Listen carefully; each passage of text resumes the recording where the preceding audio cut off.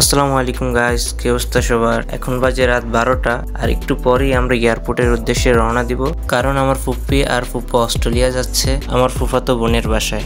বোন যা যা পছন্দ করে তার সবকিছুই প্যাকিং চলতেছে, যেমন ইলিশ মাছ, চিংড়ি মাছ, শুটকি, মিষ্টি আরো অনেক কিছুই।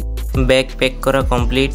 মোট 4টা ব্যাগ হয়েছে, 2টা হাত ব্যাগ আর 2টা ট্রলি। এখন সবাই রেডি হইতেছে আর কিছুক্ষণের মধ্যে আমরা বের হয়ে গেলাম। নিচে যাওয়ার কিছুক্ষণের মধ্যেই গাড়ি চলে আসলো। এয়ারপোর্টের উদ্দেশ্যে সবাই রওনা দিলাম। রাতে ঢাকা শহরটা একটু বেশি সুন্দর, না আছে কোনো জ্যাম, না আছে কোনো ট্রাফিক। গাড়িটা আমার কাছে ভালো লাগছে তাই একটু দেখাই দিলাম। গাইজ, একটা মজার ব্যাপার হচ্ছে আমাদের আধা ঘন্টাও লাগেনি এয়ারপোর্ট পৌঁছাইতে।